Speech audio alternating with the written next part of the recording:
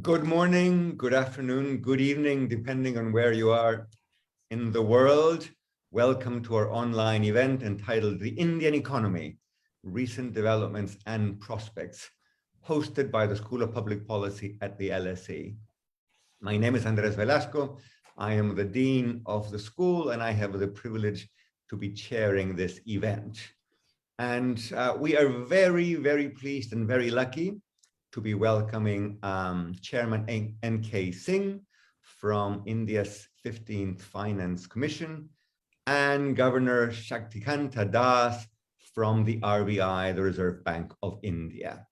They will be joined by LSE Director Baroness Minouche Shafik, Professor Lord Nicholas Stern, and Dr. Swati Dhingra from the Department of Economics here at the LSE.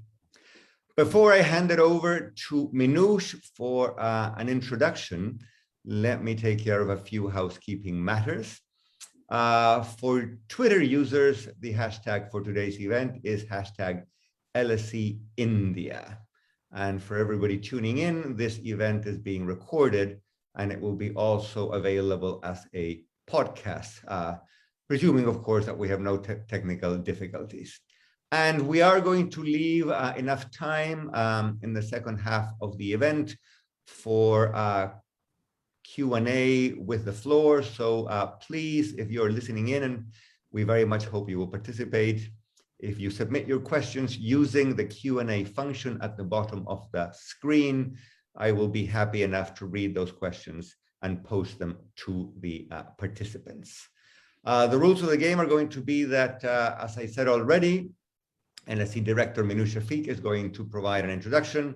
Then Chairman Singh will provide his initial observations on fiscal federal issues in India. And then we will move to Governor Shaktikanta Das. And then we will be lucky enough to have comments by Martin Wolf, who is the Chief Economics Commentator at the Financial Times, and also by Professor Dhingra from the Department of Economics. That's it from me as far as introductory housekeeping issues are concerned. And now let me pass it on to Minouche Shafik. Minouche, floor is yours. Thank you. Thank you, Andrés. And just briefly from me, these days it feels like the world is bouncing from one crisis to another. The pandemic is still raging in many parts of the world. It's created huge disruptions in global trade. We see shortage in everything from computer chips to petrol. The dysfunction of the political situation in the United States is a threat to the world economy, with worries about debt ceilings and trade wars. Meanwhile, the world's economic superpowers, the US, China, and Europe, continue to ramp up their competition, even as the climate crisis manifests itself in new and frightening ways. And amidst all those headlines that we see every day about these emerging crises, it's easy to lose sight of one of the most important shifts in the world today. The fact that India, the world's largest democracy and one of its 5 largest economies, is charting a course through this turmoil and looking to answer a fundamental question: how will it deliver for its almost 1.4 billion citizens?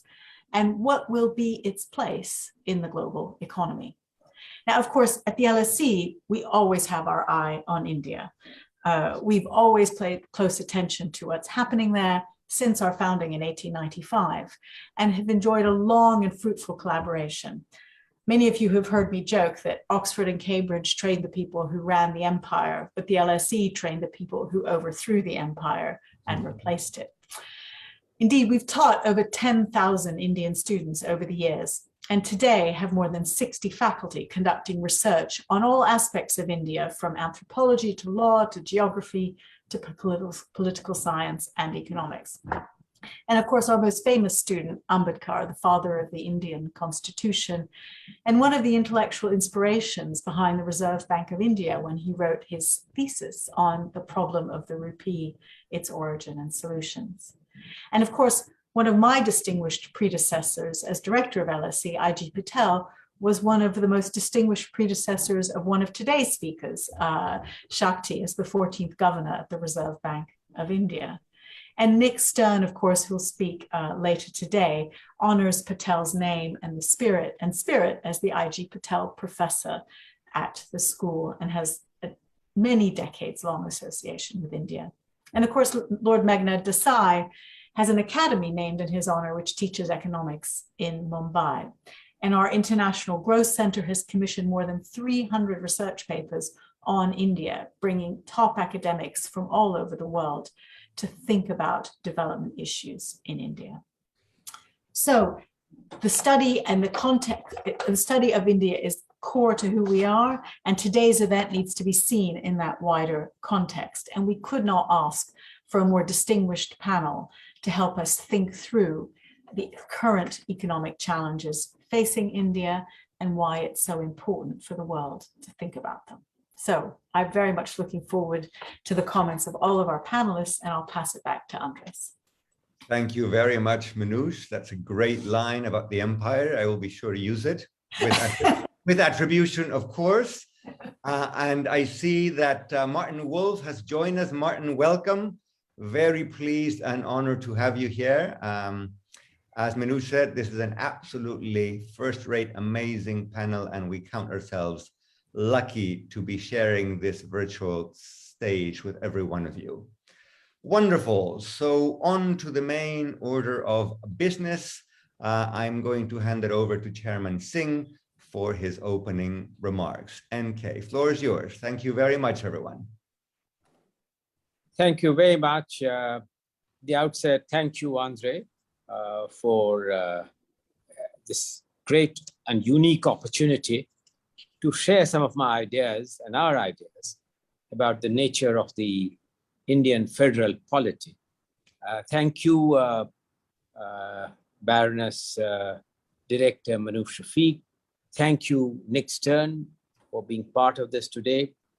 I'm equally beholden to my good friend, the Governor of the Reserve Bank, Honorable Shri Shaktikanta, who was incidentally also a member of this Finance Commission before he became the Governor of the RBI.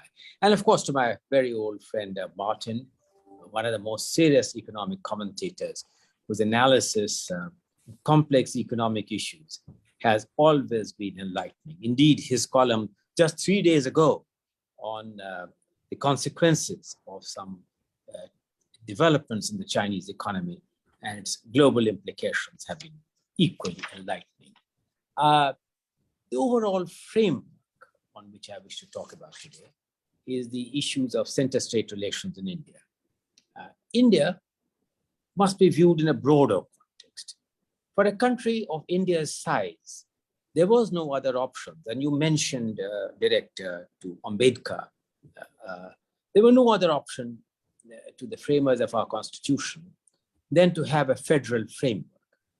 This was necessary, keeping in view the cultural, economic, and religious diversities, differences in geography, in differences in other forms, differences in the pursuit of cultural habits, than to have a federal structure. Those who analyze the federal economies argue that the overriding principle in any working federation is one of subsidiarity, namely, what are the functions and the distribution of powers and functions at different layers of government, which are best designed to serve the electorate. We adopted this Constitution of India as a Union of India, as a federation, not a confederation, a case of holding together, not coming together. Nobody extinguished their sovereignty or their autonomy to be part of the union. And while therefore the union is indestructible, the subsisting entities are not, because the parliament has the powers to change the contours and configurations, create more state entities than exist today. Each of the federating units have significant autonomy, having a separate legislature, a judiciary, and the executive. The broad functions between the center and the states have been defined and embedded in what is called the 7th schedule of our constitution, done by, again, the great Ambedkar, which divides all functions of governance between three entities, between subjects, which are exclusively in the domain of this union, those which are exclusively in the domain of the states, and those which are in a category called the concurrent list, where both the states and the union can enact legislations, except that if the union and the parliament enacts one, it will take and trump any state level legislations. On the financial side, the Constitution followed the Government of India Act of 1909 and 1935, it was recognized at that time that even while the resources, namely taxes and revenues, would be shareable, the expenditure of the states would perhaps exceed always the likely revenue which they are able to garner or generate. An equitable and appropriate revenue distribution, therefore, was central to the polity. The Constitution therefore provided an independent finance commission, which would have several functions. First, to pool together all the resources together, earmark them between the center and the states, which is called the vertical split, the center and the states, and then to distribute them among the states based on some normative principles, which is called the horizontal distribution. The vertical split, which is based on the formula of the Finance Commission, does not form part of the consolidated fund. However, in addition, the Constitution provided that notwithstanding this, the states may require more support for the third tier, which came about after the 73rd and 74th constitutional amendment, may require it for disaster management, may require it for a gap between revenue and expenditure, and provided, therefore, some provisions for that. The distribution of resources, therefore, have two components. First, that is one, which is outside the Consolidated Fund of India, namely whatever the Finance Commission awards is outside the Consolidated Fund of India and goes directly to the states without any conditions. The other goes as grants, and the grants really can be conditional because they do not constitute the right of the state, and they come out of the Consolidated Fund of India. So far in our history, the president has constituted 15 finance commission from the inception of the Constitution. It is obligatory on the part of the president to constitute a finance commission every 5 years. The commissions usually make an award for a 5-year period, except ours, where the president instructed us to provide it for 6 years instead of just 5 years. So the finances of the union, therefore, in giving our awards, we ensured that the needs of the center and the states were reasonably taken care of. In the awards which have been accepted, which we made, we decided to allocate 41% of the total revenues to the central government, the balance to the states, in addition to about 2.5% of GDP to the states by way of grants to take care of the third tier for disaster management and any bridging of the gap between inescapable expenditure and the likely revenue which was going to be garnered. This was therefore the broad framework of the award which we gave. Given the shortage of time, I want to pose 5 or 6 critical challenges as we go forward. The first challenge is on whether the norms for the distribution of resources among the states require a fundamental rethink. These norms are generally divided between 3 baskets: the basket of equity, the basket of efficiency, and the basket of needs. Equity in terms of income distance, efficiency by way of, say, tax efforts and demographic management, and the needs in terms of population and geographical area. Now, for instance, to give you an example, the issue of population became one of the most contentious issues for my commission, because for 40 years before my commission, the commissions had been asked to use the census data of 1971. For the first time after 40 years, we were asked to use the census data of 2011. And therefore, this resulted in huge apprehensions on the part of some states that what about us? we have done good demographic management. We have invested in girl child education. Will we be penalized if you use the more contemporary census data for purposes of according marks on population? So I think that we had to do a balancing job of trying to find a balance between recognizing population and giving some weightage to what I called a demographic management and demographic efficiency. But it was a balancing job, but this is a problem which will not go away. The second is the weightage to the issue of equity and income distance. It is a familiar practice that all finance commissioners measure the per capita income distance between the best states, worst states, and seek to bridge that by giving a robust award for enabling states which have lagged behind in terms of the per capita income. But this raises another moral issue. States where population management have been better, the growth rates have been better, argue for how long should we subsidize the states which have not done so well. Is it fair? Is it moral? Is there a time horizon? And how is this balancing act going to be achieved? Apart from this, the second issue is the comprehensive nature of the revenue basket itself. Now, whereas all revenues which are generated constitute what are called the gross revenues, the divisible part of the revenues are usually take out the proceeds of disinvestment, dividends from all public sector undertakings, any receipts from which come from the Reserve Bank of India, and take out all cess and surcharges. The states have argued that these divisions and taking out all this from the divisible pool is not quite fair to them. That debate is also open.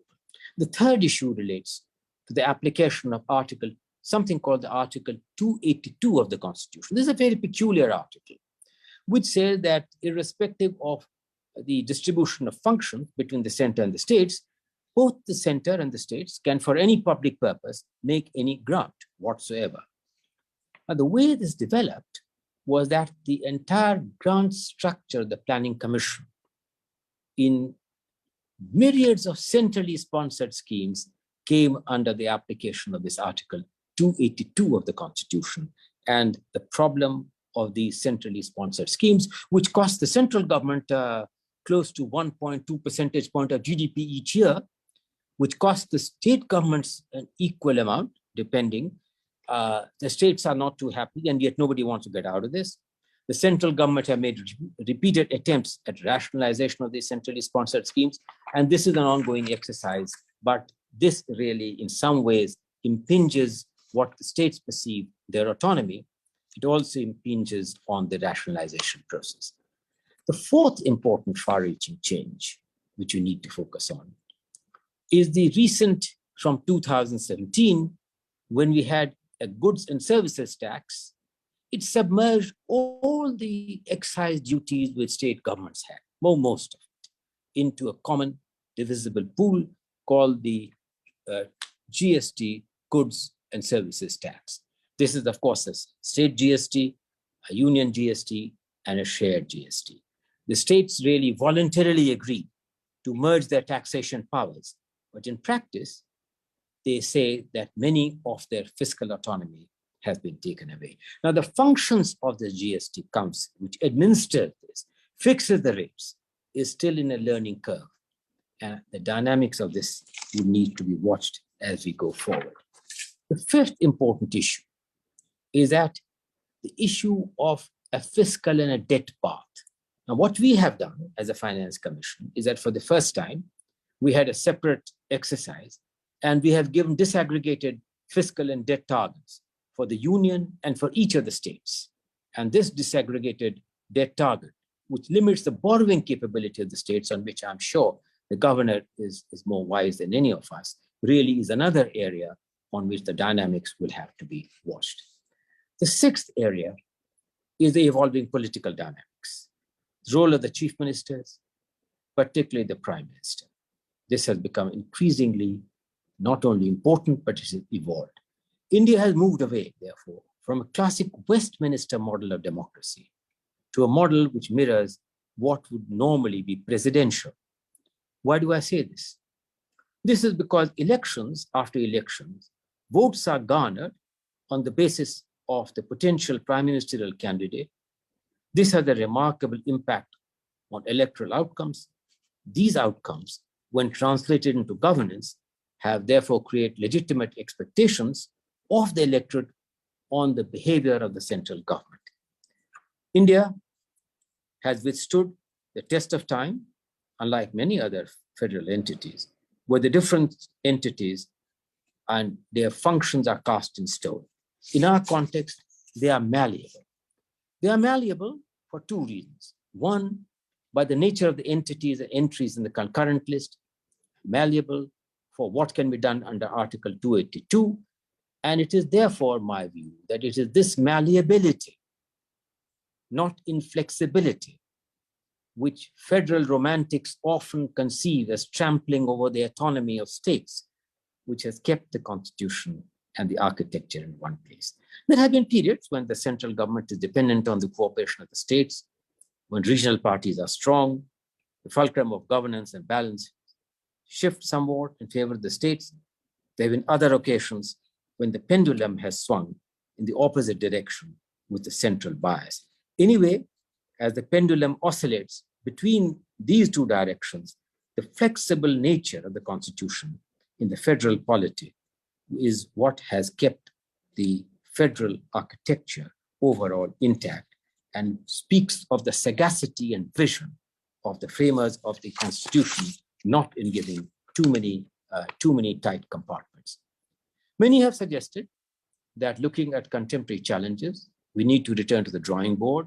We need to redraw the contours of the constitution, the demarcation of functions contained in the 7th schedule, which I mentioned, bring it in congruence with the compulsions of the central's changing obligations over time and the necessities of the states.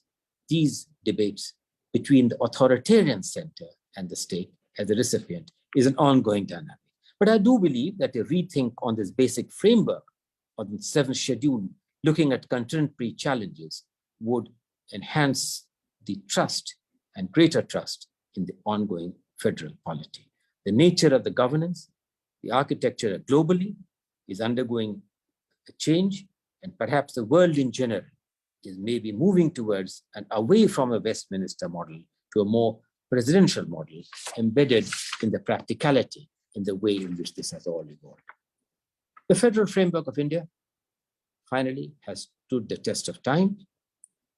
It is its flexibility, not as a classical federal model, but if I may say so, a federal or a hybrid federal model, which has been flexible enough to accommodate changes.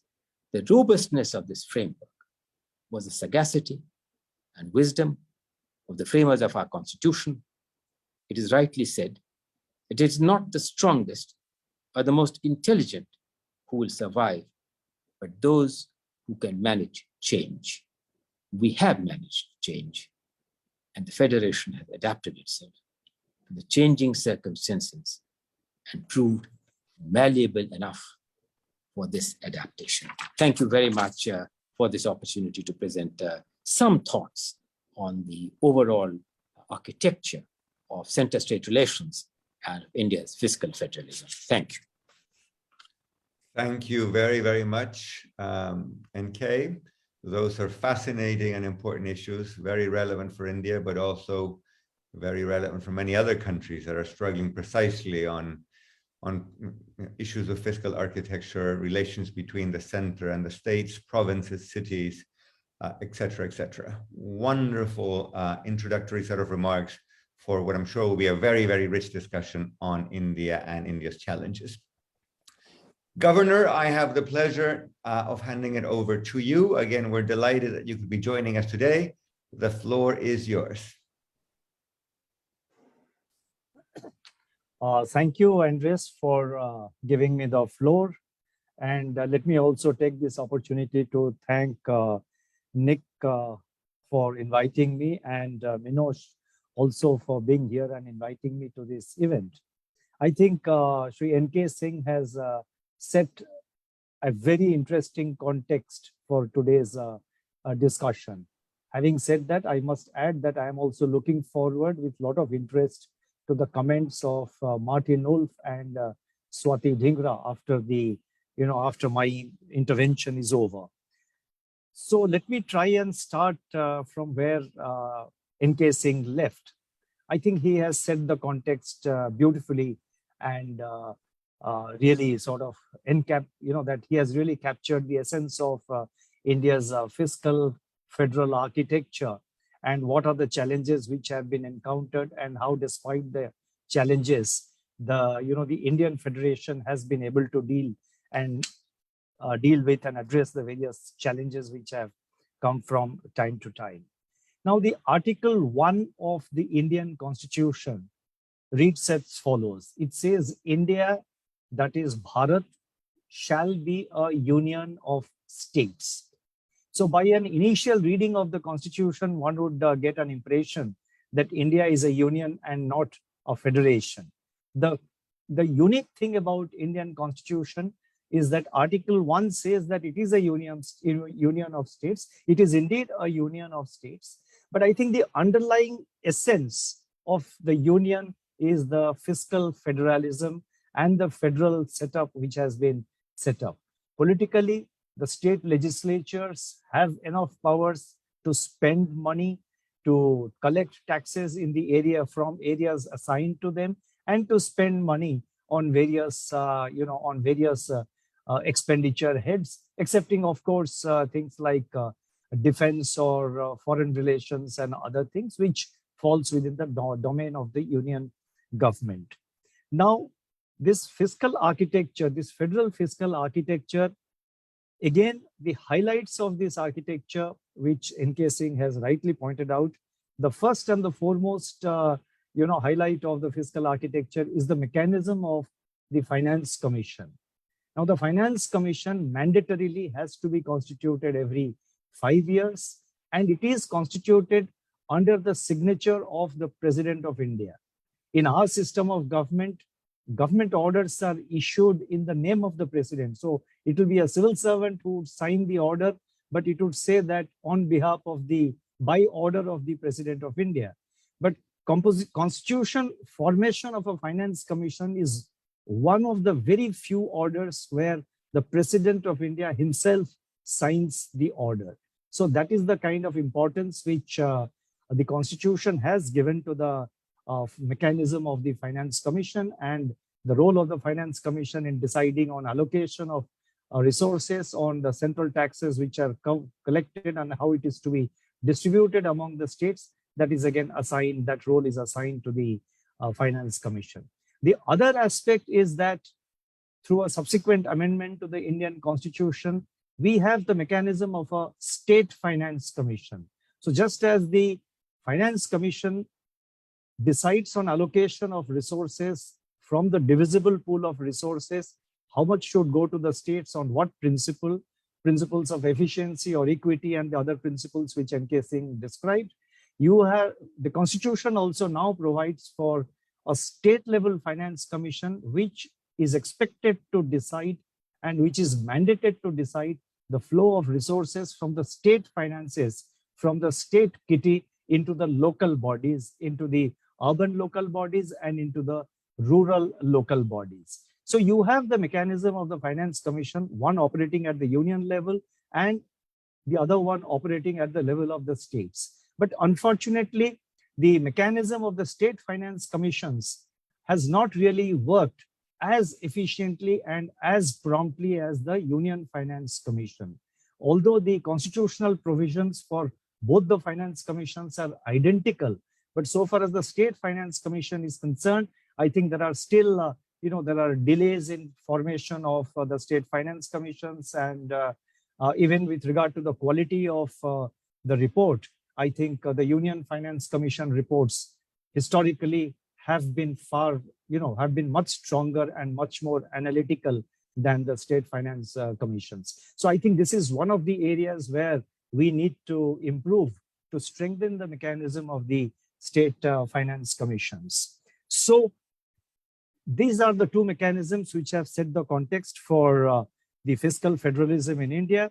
And having said that, let me also say that particularly, I mean, since K Singh is here, I think the report of the 15th Finance Commission, of which I was a member for about 1 year before moving to the Reserve Bank of India, I think this report of the 15th Finance Commission was prepared in extremely challenging circumstances, because part of the tenure of the 15th Finance Commission overlapped with the COVID-19 pandemic. So given all the restrictions, all the challenges, I think the Finance Commission completed its job, and quite rightly, the report is called, the title of the report is Finance Commission in COVID times. And I think history will judge how the 15th Finance Commission, what kind of challenges it encountered. Now, there are two important recommendations. There are many recommendations which are, which are extremely useful for our federal fiscal mechanism. But there are two recommendations in the report of the 15th Finance Commission which really appealed to me a lot. The first one is a greater emphasis on performance-based grants. That is, grants based on performances, grants which are expected to act by way of incentives to states to undertake certain reforms and to undertake certain transformative measures. That is the first point. Second thing which appealed to me again most is the higher transfer that the report of the 15th Finance Commission provided, the higher quantum of transfer which 15th Finance Commission provided to the local bodies, urban local bodies, and to the rural local bodies. And not only that, I think considering the uncertain times that we live in, the kind of impact which COVID-19 has produced on our revenue resources, on our tax collections, and that is the position in other countries as well. I think the Finance Commission has done again a very judicious, it's a very wise decision to prescribe transfer of fixed amounts rather than percentages of the divisible pool. Because when you give the fixed amount, irrespective of how high or how low are the tax collections by the union government, a fixed amount, a predetermined amount is supposed to be transferred to the states, or supposed to be transferred to the local bodies. So these are the two important recommendations which I thought have made a great difference and have really sort of strengthened the mechanism of our federal fiscal architecture.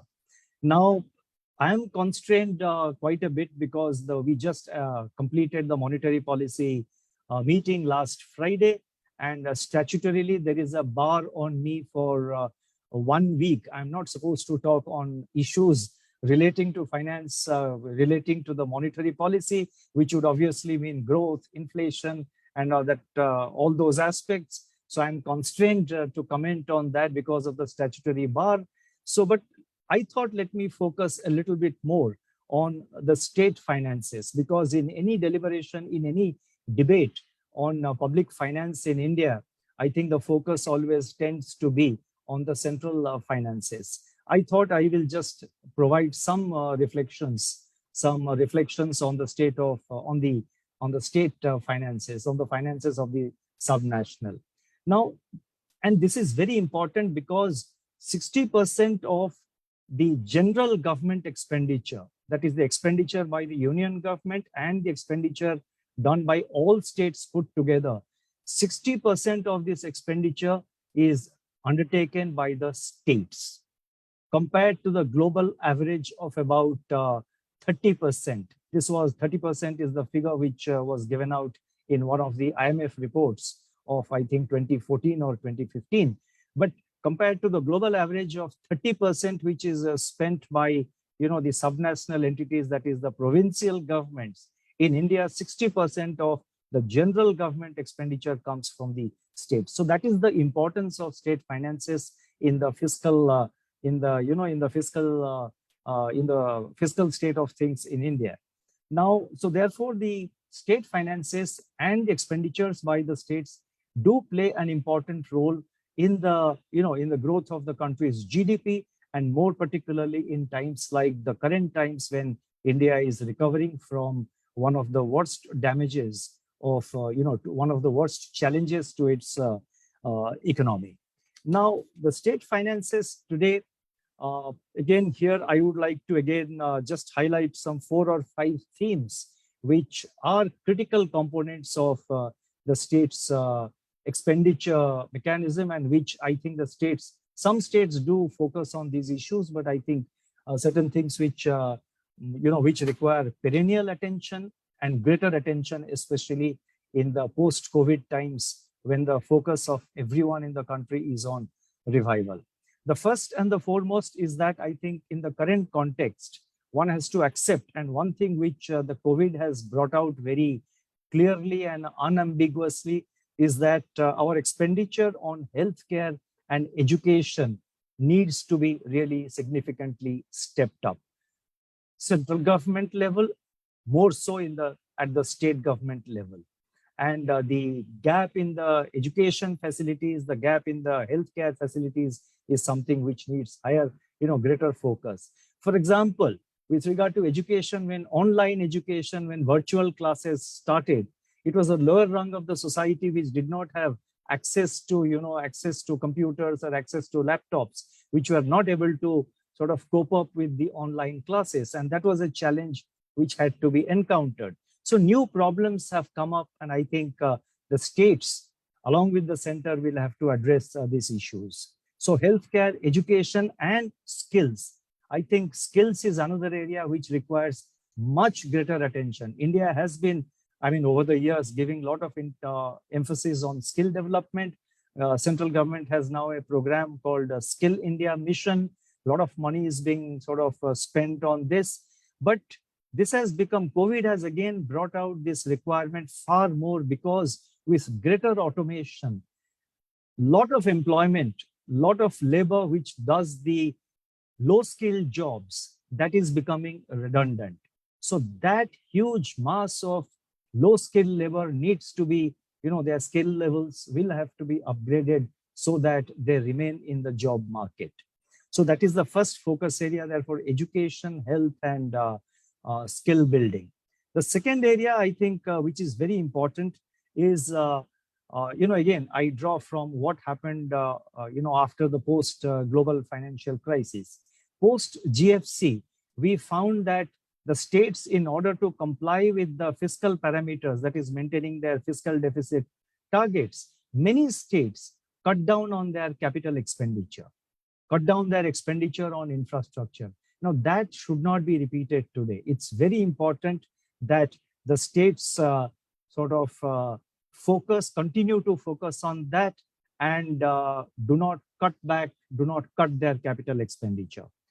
The third point is that, I have looked at, all of you are aware, it's not something which I am revealing for the first time, it's known to everyone. The debt to GSDP, that is the gross state domestic product, that is the each state GSDP, and the debt to GSDP.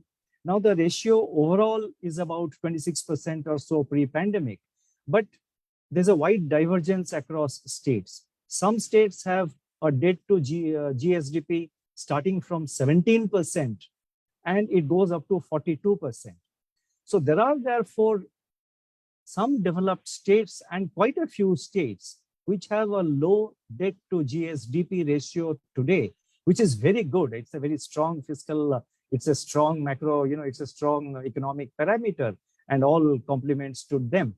But I feel that they have space to step up more, step up their expenditure, especially relating to infrastructure or education and health. Because when you provide more, spend more in one state which can afford to spend more, which has the space to spend more, naturally it should be able to kickstart a kind of investment cycle whose spillovers will flow to the other states also, and which will contribute to the country's GDP.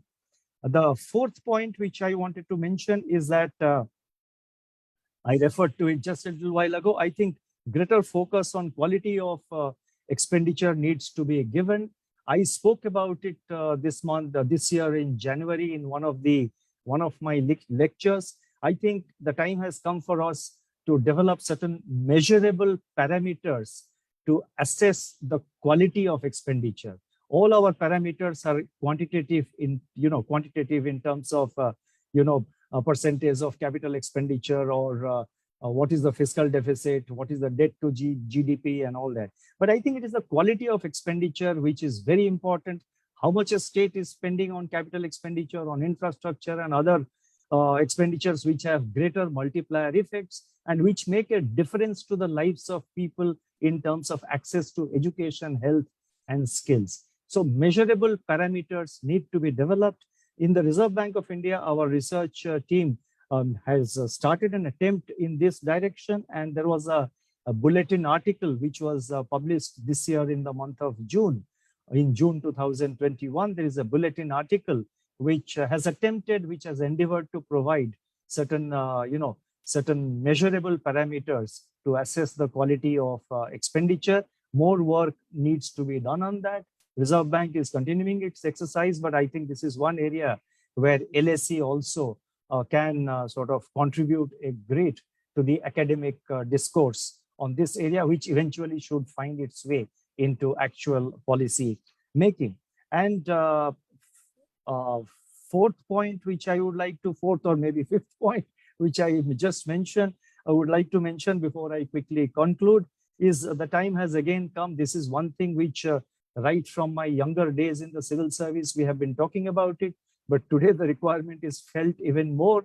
I think the states and also the central government, but more at the state level, because I do know that at the central government level, some exercise has been commenced. I think it is the time to review all existing schemes and see which schemes have outlived their utility and need to be discontinued.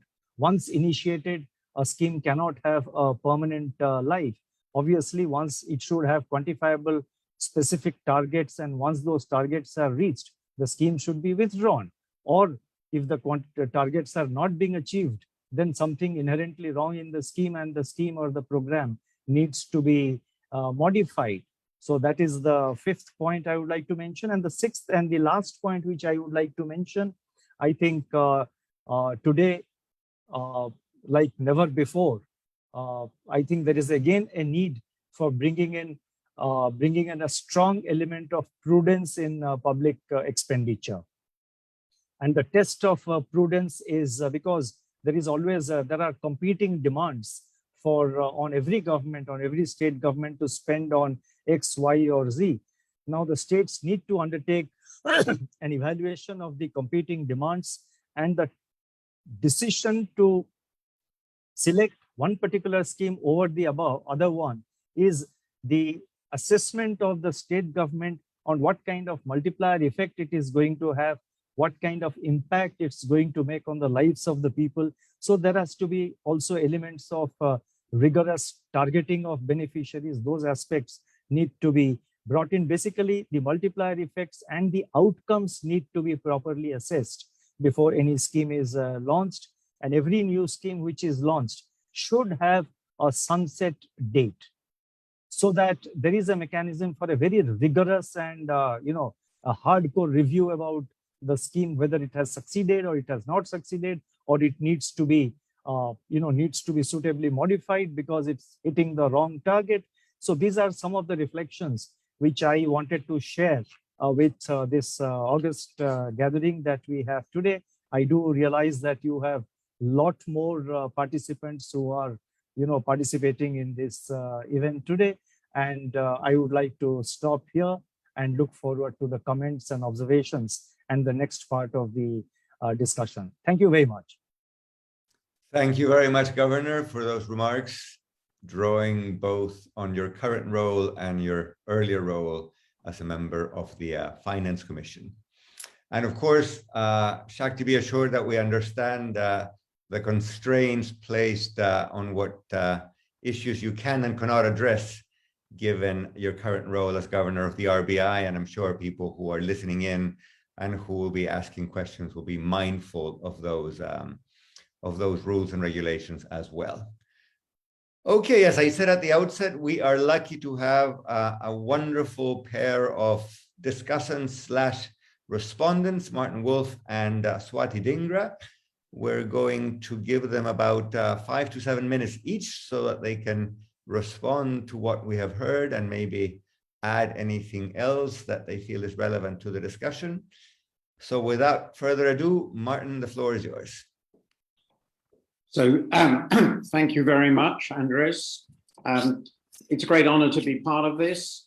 My own view is from the outside, of course, but I followed India fairly closely since my first visit when I was the World Bank Senior Divisional Economist in 1974, at which time the government of India's chief economic advisor was Manmohan Singh. I would just have to comment before I make my remarks that Minouche is really far too modest about the impact of the LSE on India. Many of my Indian friends would insist that the LSE was the fount and origin of Indian socialist planning, which particularly the influence of Harold Lasky, which blighted India for about 4 decades. And if Oxford and Cambridge has to be blamed for the empire, I think you might take a little blame for Indian socialism.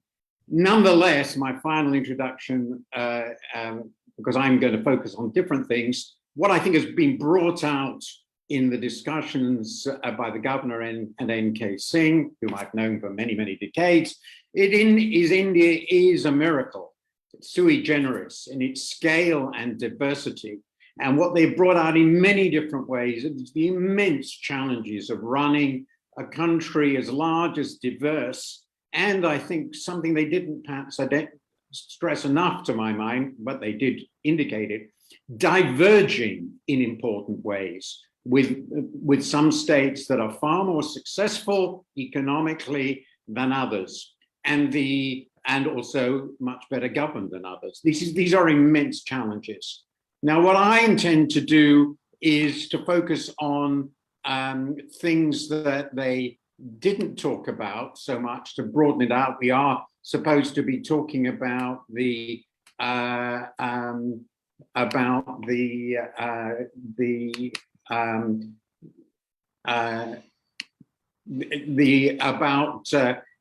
development of India as a whole, India's economy, recent developments and prospects. So I'm going to talk about 2 issues, the impact of the COVID crisis and then longer run challenges. And I hope this just gives a slightly different dimension. I have a presentation, which I'm not going to put up on the screen because there really isn't enough time, but I think I can make the main points in just a few minutes, just to people, just for the discussion. So on the COVID crisis, it's pretty clear that the crisis has been, I think the right word is devastating. It's been and I think it has involved some very, very serious policy mistakes by the government, but also particularly over the first lockdown. And also it has revealed, and I think the governor in particular stressed this, the weakness of the health infrastructure of the country. It has generated a huge shock to the informal non-agricultural sector. I mean, partly because of the lockdown, which generates 1/4 of GDP and 40% of employment. It has generated a huge shock to GDP, which, according to the IMF, back in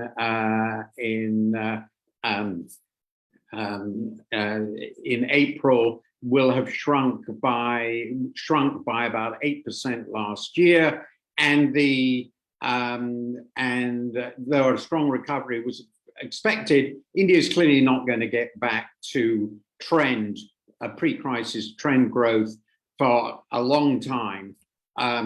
So this is going to be, it seems to me, and I'll be interested in the governor's and MK's comments, a permanent loss to India, which is obviously really concerning. And the nature of the exodus is really unclear. Secondly, has been touched upon, it's of course been a very big shock to the public finances. Fiscal deficit, well, again, the IMF's forecast for last year was that the general government deficit will be over 12% of GDP. I presume there will be more accurate figures now, but this has led to a very big jump in public debt ratios, general government debt, gross debt ratios. are now over 90% of GDP. And for an emerging country, even one that can largely borrow in its own currency, that's pretty high. And that has to be a priority in considering where things are going to go, how the public finances going to be managed in the light of the damage done by COVID. And these are, I think, this is an interesting issue in the context of these broader fiscal issues that we've already been talking about. Then finally, long-run challenges. It's very controversial what the underlying growth rate of India now is. Personally, I consider the best analyst of the Indian economy, this will probably be a controversial view, is my dear friend Shankaracharya, who was chief economic advisor to the Indian government throughout the 90s, the reforming 90s. And his view is that trend growth is about 5% today, which will be down from 8% in the first decade of the 21st century. Some people are more pessimistic, some people are more optimistic, but just to bring out, if that is right, that means the growth of GDP per head will have halved from its pre-crisis, pre-financial crisis rate. And that's immensely disturbing for the future of India and for the future of the Indian people. This is partly due to what can only be described as erratic reform efforts under all governments, or both governments, after the glory years of the 1990s, when again several governments were involved. It's not a partisan issue, it's a cross-party issue. There are very large structural problems in the corporate and financial sectors, and to my mind, equally important, very significant evidence of a closing down to the world, especially on trade, with a remarkably rapid decline in the ratio of trade to GDP in recent years. And as of course has also been stressed, significant failures of institutional reforms, what are sometimes called second generation reforms, in education, health, and governance, including, as the governor brought out, not least in state governance. But to me, this indicates that there are some really important challenges if the country is to achieve what its people demand and what its capacity suggests it ought to achieve, and to avoid what looks at the moment to be a very depressing slowdown in the underlying rate of growth with really quite important social effects. Thank you. Thank you very much, Martin. Swati Dhingra, Professor of Economics at the LSE, over to you. Great, thanks. So let me start with saying I'm probably the last generation who has lived through India's socialism, and some of it I would say was very good indeed. So let me start with that note and first saying that I completely agree with Martin in terms of how big the challenge is for India now. Just to give you one statistic that might help to put that in perspective, global poverty has been declining since a few decades. India single-handedly is responsible for changing that trend as a result of the COVID crisis. So in terms of sort of what the constraints are on fiscal space, I completely understand for developing countries having a high debt to GDP ratio is obviously going to possibly put pressure on public finances, but overwhelmingly, including credit rating agencies, have insisted that India's fiscal response has been too weak compared to most developing nations or most comparable countries. And just to put that in perspective, India spent about 4% of GDP after the financial crisis. The first wave of the pandemic, the response was estimated to be about 1.2% of GDP. Even Indonesia has spent per capita 3 times more than what India spent per capita. And what has resulted though, what has happened as a result of that, I think is really particularly alarming. And since I'm probably the youngest person on this panel, I think it's imperative for me to bring this up because it's young people who really suffered. So just to give you an idea, not too far from where Governor Das's hometown is, and definitely part of where Chairman K Singh's hometown is, we surveyed people in the Biju states in Bihar, Jharkhand, Uttar Pradesh, right after the first wave of the pandemic and just before the second wave of the pandemic. 80% of people, all of who were employed before the pandemic, that was our sampling strategy, that these were only young people who were in employment before the pandemic. 80% of them during April 2020, the first wave of the pandemic, found themselves out of work, out of pay. That number continued to be 40% when we went back to the field in between January to March 2021.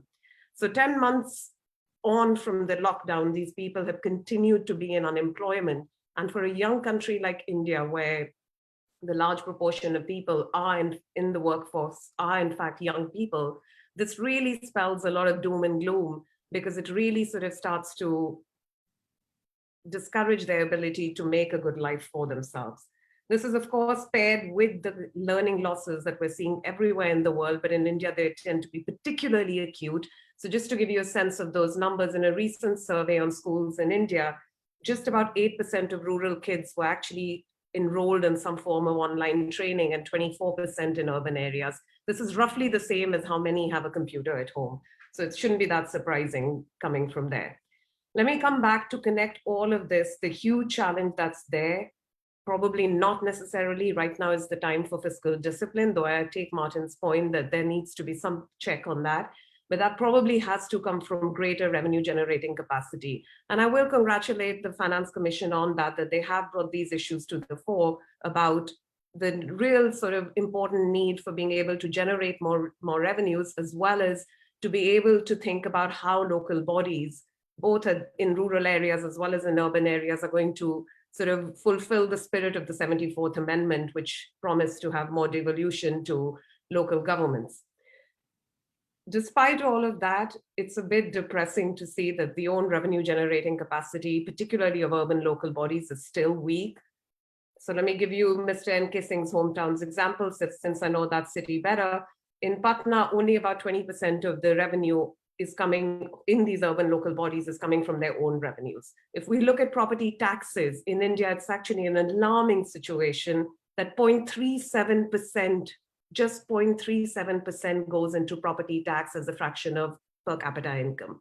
So without being able to generate more resources, whether that be right at the top of the income distribution or the wealth distribution, it's going to be very difficult to fulfill the potential of young people in the country. And I would really urge you to think about what the long-term unemployment is going to do to India and what these learning losses are going to do to India in the future. Many of the structural challenges that existed before the pandemic have just got much bigger, and the fiscal space needs to think about how that could be addressed, those challenges, those breaks, which have just become wider and wider. I'll stop there. Thank you. Thank you very much, Swati, for bringing all those important additional elements into the discussion. As Minouche mentioned at the outset, we're also very lucky to be joined by Nick Stern, who is not only the I.G. Patel Professor at the LSE, but also has been involved with India for many, many years. And we've asked Nick to provide some additional comments, some summation, I'm sure some wisdom as well, and then we will turn to the audience for Q&A. Nick, over to you, please. Thank you so much, Andrés, and it's a special privilege to be part of a seminar where the core speeches come from my old friend K Singh and Governor Shaktikanta. And they were absolutely outstanding speeches, as of course were the commentaries. I'm going to try to pick up on issues raised by NK and Shakti. Martin and Swati focused wisely and importantly on a number of things, but particularly on the shock of COVID. And that is critical and important. But I'm going to look a bit longer term than that to pick up on some of the issues that NK and Governor Shaktikanta raised. Please don't get me wrong. It's not that I see the COVID as anything other than absolutely central and immense. It's just that very well covered by Martin and Swati, and I want to look at the questions they raised. For those of you who have not seen the report, it is called In COVID Times, and it has, I think, a very important combination of the shorter run and the longer run. But let me focus on the longer run. The first thing is the question that I want to pick up is the question that NK raised about the criteria for looking at resource allocation across the states if you like, the horizontal story that NK raised. And he raised a very difficult question, is how far do you support states that are not doing very well, in large measure as a result of their not doing very well from the point of view of governance and economic governance. And it's long been a debate in India. And that's a tough question. And I was very interested in what Shakti had to say there. There may be a case, and it's actually a very interesting recovery-oriented story, but also for the longer term, of going for investment where it's got the highest rates of return and has got the most powerful multipliers. And Shakti raised that question directly. And when you're thinking about recovery and beyond recovery to the very big investments that India and everybody else has to make in terms of changing the way we manage energy, changing the structure of our cities from the point of view of environment, climate, and so on.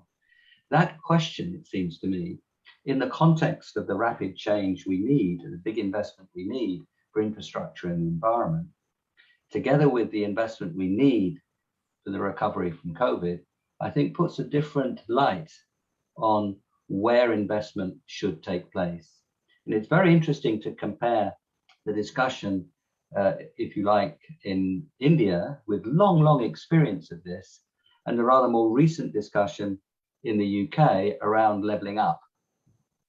And in the UK, we now have a period of discussion where the backwardness in terms of GDP and so on, not of course in other ways, but in terms of income of different parts of the UK, is seen in part as a conspiracy of the centre, the conspiracy of the elite to put down the other areas.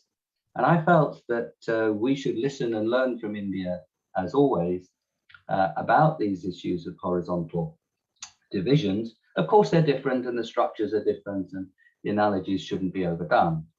But that very interesting question of how do you recover fast? How do you invest in the infrastructure and technologies of the future as you come out of COVID? I think are questions for everywhere. And I felt that both NK and Shakti posed them in a very direct way. The second was the whole issue, and Swati rightly emphasized it, but ran right through what NK and Shakti had to say. And that was about investment in people, in the human capital, in health and education, and the investment in the infrastructure and the physical capital. Of course, we have to emphasize the investment in the natural capital too, which is a very big part of India's stories, its lands and its forests and restoring degraded land. But this is a moment for investment, and it's an extended moment for investment. We have to invest much more strongly as a world, and India in particular, over these next 10, 20 years, and it's very important to start that process now.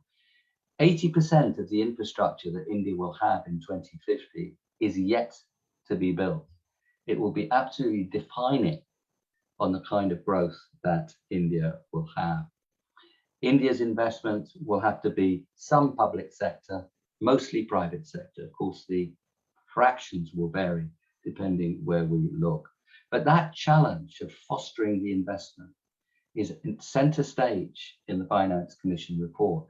It lays very strong emphasis, for example, on the power sector and the reform of the power sector and Finance Commission report. And that is a very important part of all this.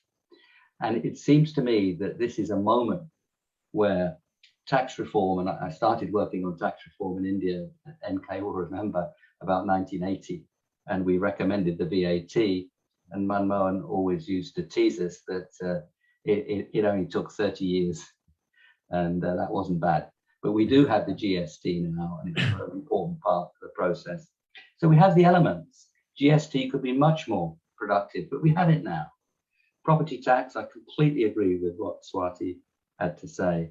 Income tax is, of course, important as India grows richer. I mean, not rich, of course, but better off. And I think environment taxes are taxes that we have to look at as well. So I think upping the tax to GDP ratio in the next decade by 5 percentage points or so would make a transformation in what India could do on the public side, both on human capital and physical capital, and indeed on natural capital as it reforms to push strongly in the direction of a private sector investment driven story. Finally, on flexibility and malleability, as NK used it, I thought that was a very powerful way of expressing it.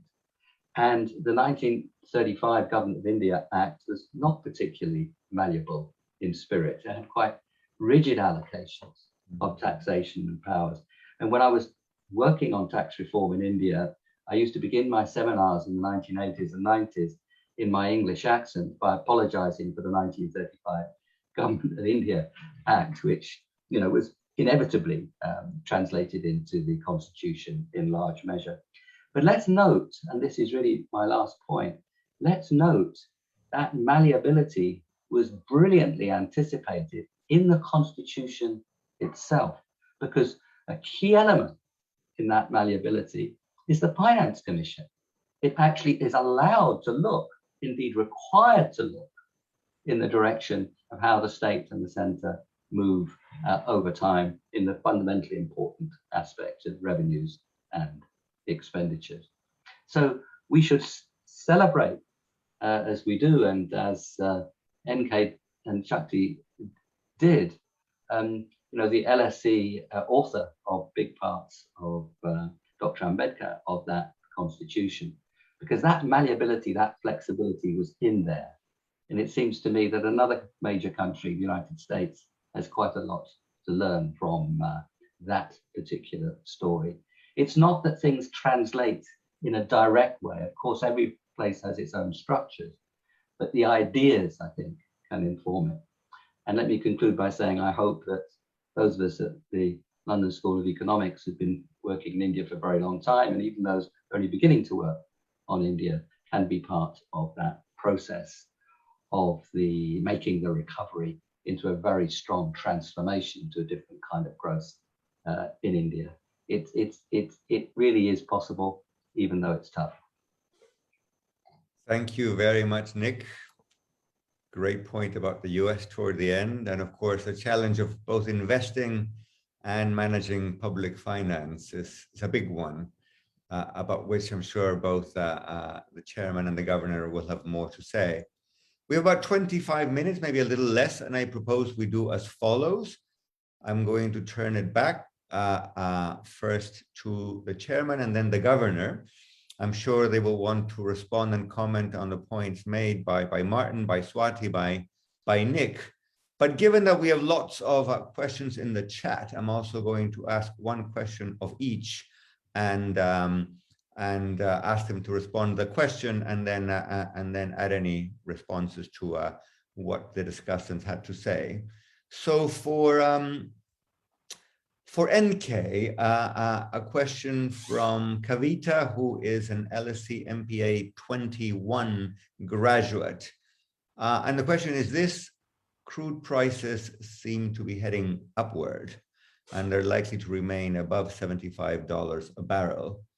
Please tell us a little bit of what this does to public finance in India, what the impact is on consumers, on growth, and also on the current account.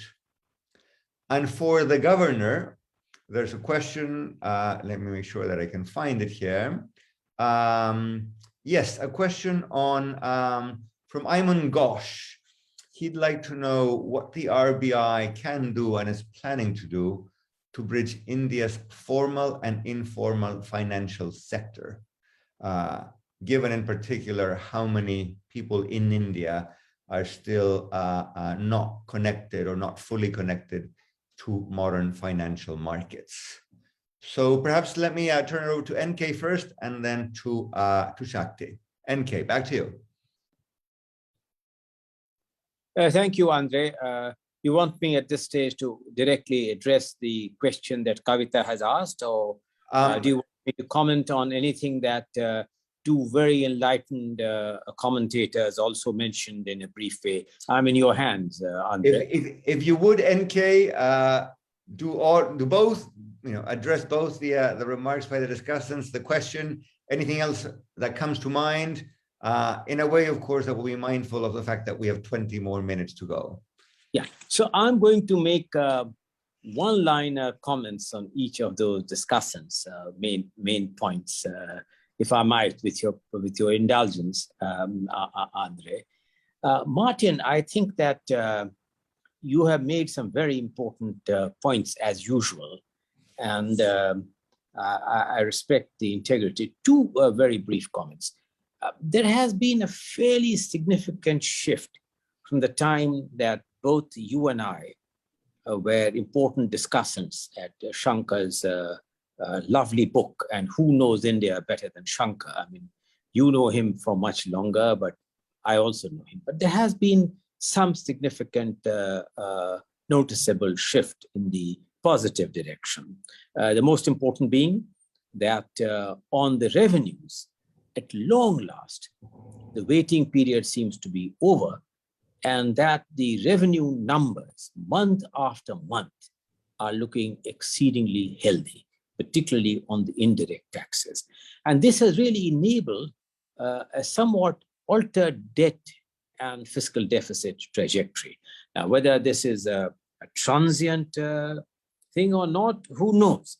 But the fact remains that there has been some significant changes. Of course, you correctly point out that issues of public finance and so on and so forth.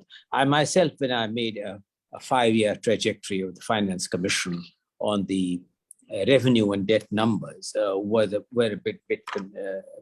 bit concerned about what these numbers would look like, and have given a somewhat altered debt path. You having given enormous valuable advice to me in my capacity as the chairman of the FRBM committee, where I had the benefit of consultations with you, gave certain numbers.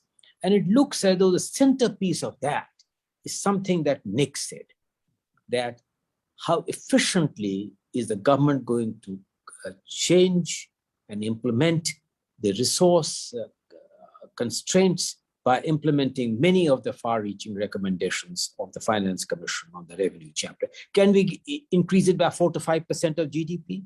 I think it's doable, and very credible action on the indirect taxes has begun. I hope that on the direct taxes, it will be an equally credible one.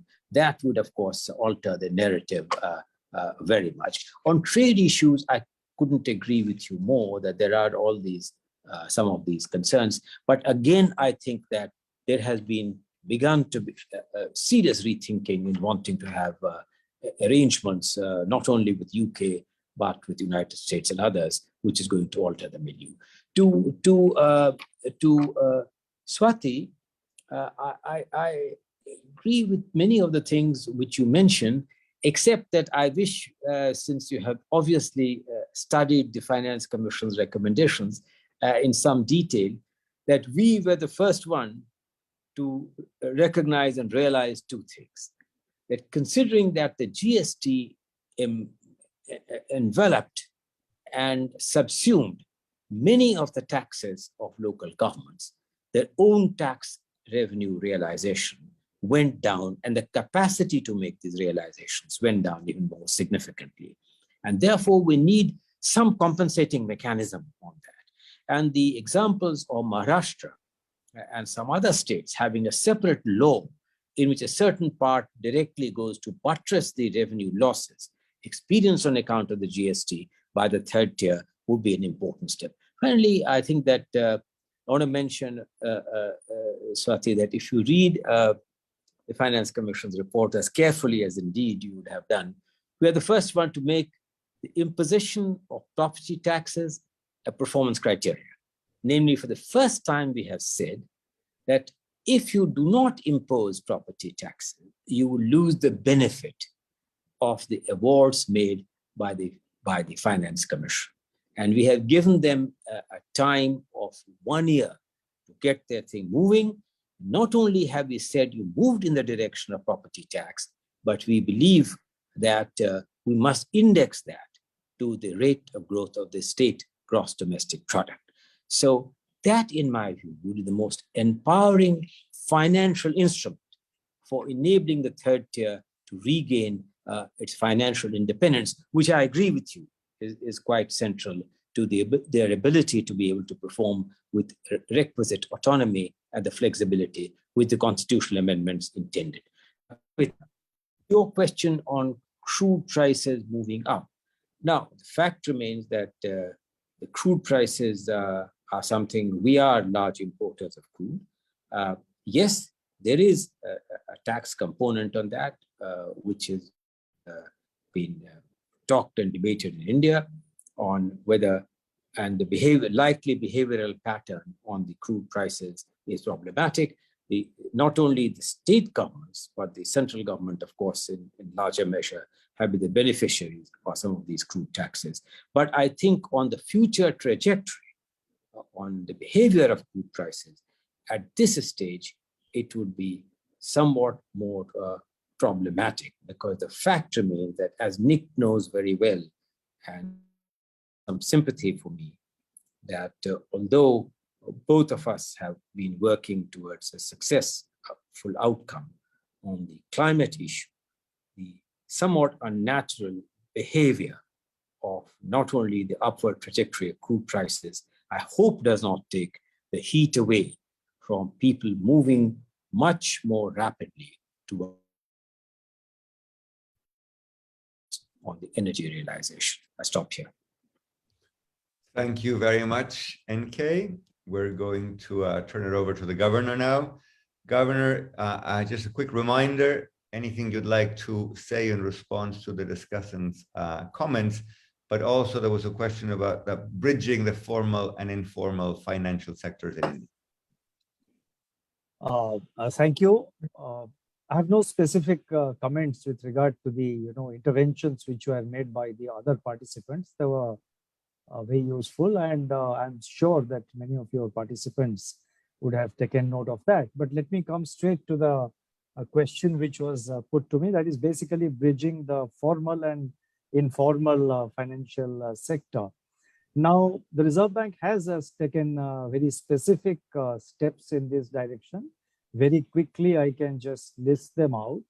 Some of them, one or two of the measures have been there earlier, but in the recent 2 or 3 years, we have taken many more measures. Now, for example, first, we have now permitted co-lending between banks and non-bank finance companies, banks and NBFCs. Now, the NBFCs, they provide the last mile connectivity, areas where the banks are not able to reach, areas where the banks do not have presence. So we have permitted co-lending between the banks and the NBFCs. The NBFCs typically become originators of the loans. They're able to identify the borrowers, again, at the bottom of the pyramid, and also from the informal sector, because they have a better interface with the local people. They have a stronger local presence. So they do the credit appraisal, and they're able to sort of establish the capacity and the capacity of the borrowers. They are able to therefore originate the loans, and they have to put a certain part of the loan, the credit which is being given. The NBFCs have to put that. The balance will come from the banks. So there's a co-lending model which we have introduced 2 years ago between the banks and the NBFCs. And in fact, we have also permitted the banks to provide liquidity support to the NBFCs to lend to specific sectors like agricultural investment credit or medium and small enterprises and the like. Second, for quite some time now, for about 4 years, 5 years now, we have the small finance banks. There are 11 of them, and they have better local presence and local reach. So they're also trying to, their reach mostly covers the informal sector. Third, we have this framework for the microfinance institutions, where we are trying to, make them much more vibrant and strengthen their regulatory architecture. We have come out with a discussion paper, which is there in the public domain, for regulatory changes, for regulatory reforms in the microfinance institutions. And this is basically, the intention is to make this entire framework more robust, with the intention to enable these microfinance institutions to have better reach and reach among the poorer sections of the people, and in particular the informal sector. We are also doing the similar governance changes in the cooperative banks sector. That is a huge area, which poses lots of challenges. But based on our proposal, the government has carried out certain amendments to the law relating to cooperative banks and, which are relating to cooperative banks and urban cooperative banks, rural cooperative banks. So there also we are trying to bring about several changes in their governance. We want to tighten their regulation with the intention to enable them to have better reach among the informal sector. Even in the digital space also, our focus is not just on the smartphones. We are now working on, in fact, there are mechanisms of using feature phones, that is mobile phones, which are not smartphones, but which are feature phones. Some amount of cash, some amount of transactions can take place through that. We have, in my last monetary policy on Friday, I have announced that we are now moving towards a mechanism of enabling offline payments. That is areas where the internet connectivity is either absent or weak. We are now focusing on that. So basically what I'm trying to say is that number of initiatives have been taken by the Reserve Bank in the past, and we are continuing to take them, essentially to have a better reach of the formal institutional credit to the informal sector. And all this we are doing as a part of not only greater credit penetration, but also as a part of a very ambitious financial inclusion program and a financial inclusion framework that we have set out for India. Thank you. Thank you, Governor. We don't have a lot of time left, but I'm going to pose one more question to the panel, and then I would also love to get some additional remarks from Martin, from Swati, and from Manoush, and Nick, of course, if he'd like to come in again. But here is the question from the audience, and in fact, it is also from an SPP student, Ashutosh Ranka, who is an MPA class of 2022. And the question is, for any speaker who would like to tackle it, maybe NK or the governor, even before the COVID-19 pandemic hit the economy, India's GDP growth rate had been slowing down considerably beginning around 2016. What do you think the drivers are behind this slowdown, and what should be done about it? Of course, this is a subject that Martin touched on, but I'd be very curious to get any other thoughts or reactions on the subject. Shakti, do you want to go first before I? No, I think it overlaps with my monetary policy and the growth and all those aspects. So I would request NK Singh to please take that question. All right.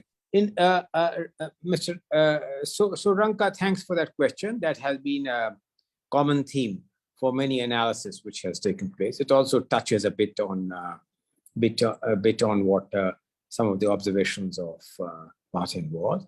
The fact remains that if you look at the proximate period before the COVID and the sluggish growth trend which was experienced for various successive quarters, it also to some extent synchronizes with a period of comparative global slowdown and must be seen in the context of the somewhat tardy pace at which some of these reform initiatives were being implemented. There was nothing intrinsically wrong. Our fiscal numbers at that time were not looking particularly good. There were pressures on revenue. There were pressures on the fact that the reform momentum, which was to have gathered pace much earlier, was not able to do so. So I think that you must see it in the context of a combination of those factors than instead of one isolated factor. Thank you very much. We have about 5 minutes left, and I would love to get additional remarks from Swati and Martin, maybe in that order, and then go back to Nick and Manoush for closing comments. Swati, back to you. Anything you'd like to add, or anything you'd like to disagree with? Not very much. I acknowledge the huge challenge that's involved in taking over the Finance Commission and satisfying everybody. And I think this is it's encouraging to see some of the issues that I talked about highlighted in those reports, But I think the real challenge is going to be, is the government going to put money behind those issues of investing in people? And unless that's there, many younger people relative to you all, like me, feel somewhat as though India's not headed where we would like it to. Thank you, Swati. Martin. God, this has been so wonderful, and I've learned so much. So, and I particularly enjoyed Swati's intervention, if I may say so, though I think India had perfectly the wrong sort of socialism. It needed socialism. It was wrong. We'll discuss that another point. There are two really big link points which are central in this in different ways. The first is the slowing growth. And I believe this goes back further back, that India lived very well over the remarkable and successful reforms of the 90s and perhaps early 2000s. And it needs another generation of massive reform, including, and this links with the second, some of the governance reforms, as I stressed, and that comes out in everything. Some states are just much better than others, and this is a very big problem in the federation. I think that's clear. And the other is what Swati have stressed and others have stressed, which is the big failures, I think, have been in social inclusion across the board, health, education, and that has fiscal issues associated with it, which are massive and difficult, and political issues associated with it. But in addition to having higher growth, it has to be growth that genuinely generates employment, incomes, and secure lives. And this is a tremendous challenge. And I think it's a terrible mistake for India to gloss over the scale of the challenge. Thank you, Martin. So, ladies and gentlemen, you heard it here first. Next SPP event, a debate between Martin and Swati on the legacy of Indian socialism.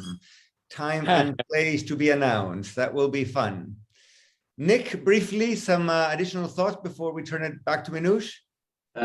Very quickly, the most important one is a thank you to NK and to the governor for leading the discussion. I do want to say that I've seen many Finance Commission reports in my time, and this one was particularly creative and thoughtful, especially in its combination of the reaction to the immediate and the charting of a different path. I think India's future lies in investing in natural capital and human capital, in its forests and its land and its people, but also in a very determined investment now in the infrastructure of the future. And all those things will come together. And the challenge is to put those three forms of investment together and not to see them, as it were, as a horse race, one against the other. I'd like to participate in the future discussion on Indian socialism. I put it in inverted commas because so much of it was about narrowness around public ownership and the protectionist model of development. That's a very narrow definition of socialism in my view. It's much deeper and richer than that. But that is to be run later on. Thank you so much, Andrés, for bringing us together. Thank you, NK Shakti, for leading us in this extraordinary discussion. Thank you. Thank you, Nick. So it'll be a three-part debate. Very much looking forward to it. Three-person debate. Minouche. Yes, just again to reiterate, thanks to all the participants. I mean, for me, what really struck me was this, NK raised the question of how do you get the balance right between rewarding, allocating resources to need versus performance. And that is very central. When I was permanent secretary at the Department of International Development, we actually used the Collier dollar model of resource allocation to try and get the balance between giving it to countries that really were poor and needed support versus ones that had good policies and could use the money well. And I think so much of what you're doing in the Finance Commission is trying to get that balance right between performance and need. And you've really laid out that challenge very clearly for us to see. I think the thing that struck me most, I think, listening to both Shakti and to NK and the comments from Martin and Swati is, India's at a stage where it's I guess the question I had at the end was, what is the social contract in India? And is there, in addition to this federal issue and states, what is the minimum that every Indian citizen should expect from society in terms of education, health, unemployment support, skills development? I think both Shakti and NK identified the challenges there. But I think if you look at I think that is a way to kind of navigate through this dilemma between performance and poverty, because you can tolerate differentials between states if the minimum that everyone gets is agreed across the society. And at this stage, when India has launched a health insurance scheme, has introduced, still has the employment guarantee scheme, for example, all of these ingredients of providing minimum support to all, I think putting that together and thinking of how that is constructed is a really important issue for the future, and I think is probably one of the most exciting policy issues that India has ahead of it, because I think that will determine whether it actually is able to accelerate the growth rate to the kinds of levels we all want to see for India to both deliver for its citizens and take its place on the world stage. So I look forward to future debates, and I hope I too can be a part of them. Thank you very much, Minouche, for providing not only a summation, but a very important look forward. Clearly, as Martin, I think, said, this has been wonderful. I myself have learned a great deal as well, and people out there listening in, I'm sure, learned very much. I'm just going to reiterate my thanks in closing on behalf of the School of Public Policy and the LSE to Minouche, to Martin, to Swati, to Nick, and of course to Governor Das, to Chairman Singh. What a great event, what a range of important topics, very much the type of event, that the LSE is proud to be hosting. I will see you soon, I hope, in another School of Public Policy event. Thank you very much. Goodbye. Bye, everyone. Thank you.